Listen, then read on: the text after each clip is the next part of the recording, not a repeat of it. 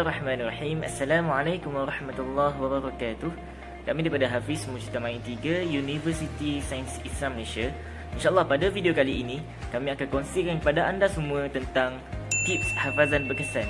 InsyaAllah, let's go.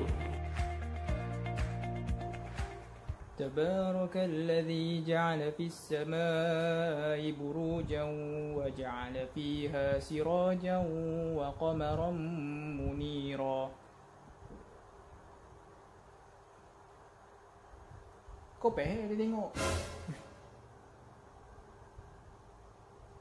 Dia marah guys. Kau mesti pernah macam ni kan? Okay, hari ni saya nak kongsikan satu tips macam mana nak hafal Quran, macam mana nak ingat cepat. Okey, sebelum tu jom kita pergi tempat lain. Dia dah marah. Aduh. Okey. Apa tadi kita janji? Ya. Bagi tips tu Okey. Secara saya bagi tahulah secara ringkasnya. Okey. Kalau tips daripada saya untuk hafaz Quran ni, iaitu dengan kita tengok keyword. Okey, kalau itu daripada saya lah, keyword. Kalau kita tengok betul-betul dalam Quran ni, kalau kita tengok secara overall, kita tengok secara keseluruhan, sebenarnya setiap muka surat ni dia ada pattern. Pattern tu nanya saya nak mention itu pasal keyword. Okey, apa benda keyword ni nanya? Okey, kita tengok Okey, sekarang ni kita buka muka surat 365, itu surah Al-Furqan Okey, kita buka. Okey, yang atas dia tu wama arsalna. Okey, yang tu saya tak nak sentuh. Cumanya kita tengok yang bahagian bawah tu. Okey, kita tengok ayat yang ke 62, bermula 62. Okey, kat sini keyword yang saya nak mentionnya, pattern yang kita nampak, kita boleh nampak ni, itu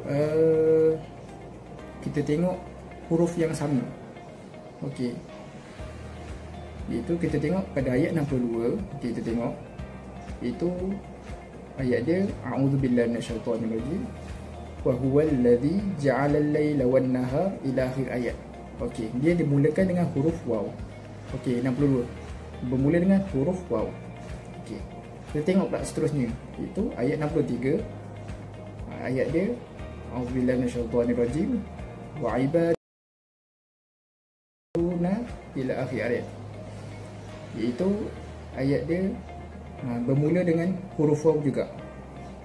Jadi bila korang menghadapi kesukaran untuk menghafal, contohnya macam tengah duduk ulang, baca-baca ayat daripada awal tu, muka surat tu contohnya kita baca wa ma arsalnaka illa mubasysyiran wa nadhira. Lepas tu sampai tengah-tengah tu tiba-tiba lupa kan, tak ingat kepala ayat. Jadi ingat keyword tu. Keyword tu nanya function juga, nanya keyword tu. Itu kalau baca kita tengok pada muka surat ni, itu huruf waw. Okey, bila kita baca sampai separuh tu, rasa lupa, lepas tu teringat keyword, huruf waw, confirm dah ayat dia bermula dengan huruf waw.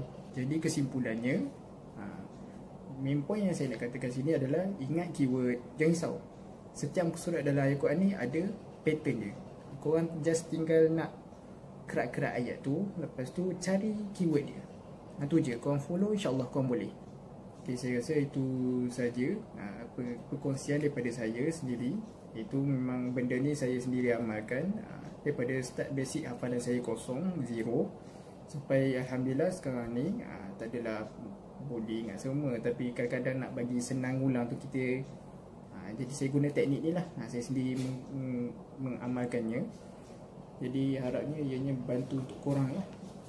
Okay, kita akan teruskan dengan panel yang lain. Seterusnya, tips kedua yang saya nak kongsikan kepada anda semua adalah kita mengadakan temu janji dengan Al-Quran, ataupun kita katakan sebagai dating time kita dengan Al-Quran. Temu janji ataupun dating time ni sangat penting bagi kita memastikan kita punya konsistensi kita terhadap penghafalan Al-Quran. Mana kata orang yang hafal Quran ni semua sekali perlu ada dating time, masa dengan Al-Quran setiap hari. So bagaimana masa dia? 1 jam minimum. Itu paling sikit, jangan dikurang-kurangkan, dilebih-lebihkan tiada masalah. Ada manfaat bagi orang yang melebihkan masa dengan Al-Quran. Sebenarnya bergantung juga kepada individu tersebut, mungkin ada hal dan sebagainya, keperluan lain. So itu terpulang 1 jam minimum. Kemudian kita perlu memberikan fokus 100% apabila kita bertemu janji dengan Al-Quran, supaya kita dapat apa yang kita hafal, kita ingat apa yang kita hafal. Selain itu, perlu juga untuk kita hormati masa kita dengan Al-Quran. Dating dengan Al-Quran, so kita dengan Quran je.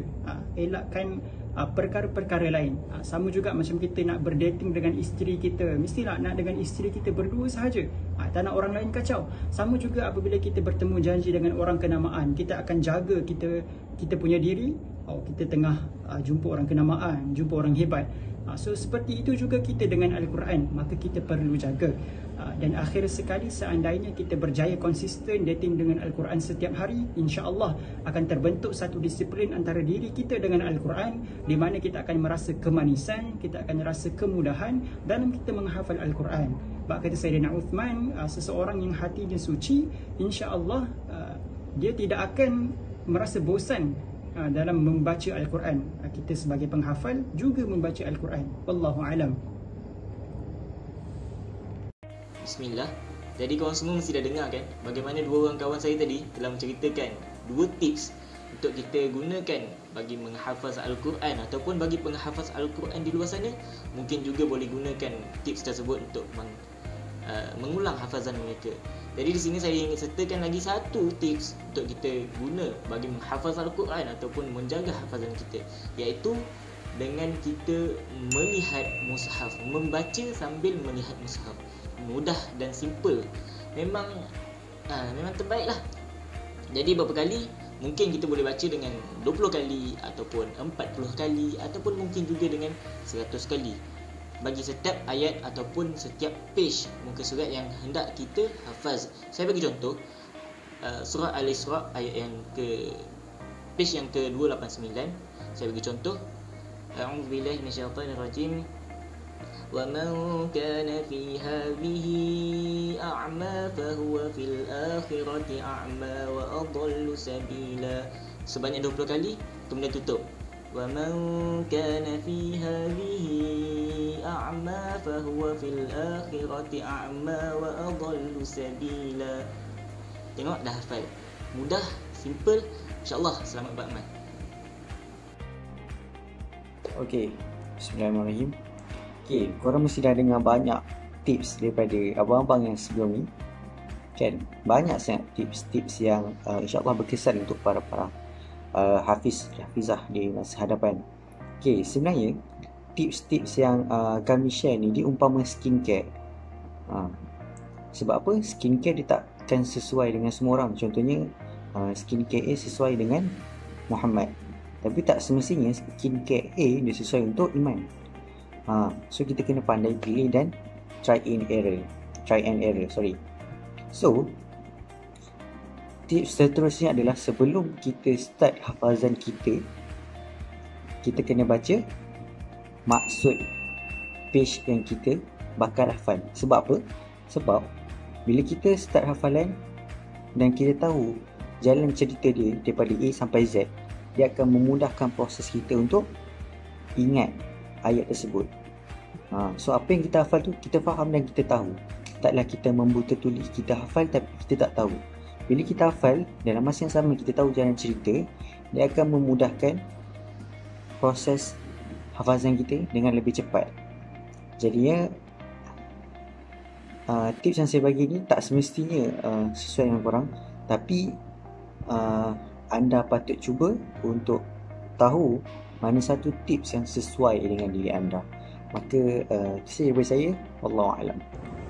Sebagai kesimpulan, semoga setiap tips yang kami sampaikan mampu memberi manfaat dan dijadikan pedoman kepada masyarakat di luar sana, khususnya yang baru berjinak-jinak untuk menghafal Al-Quran. Anda semua boleh mencuba ataupun mengaplikasi tips-tips yang kami sampaikan dan semoga berjaya. Semoga dipermudahkan urusan untuk menjadi penghafal Al-Quran yang mana mampu memberi manfaat kepada masyarakat di luar sana juga, insya-Allah. Wallahu a'lam. Terima kasih kerana menonton dan mendengar. Assalamualaikum warahmatullahi wabarakatuh. Jumpa lagi.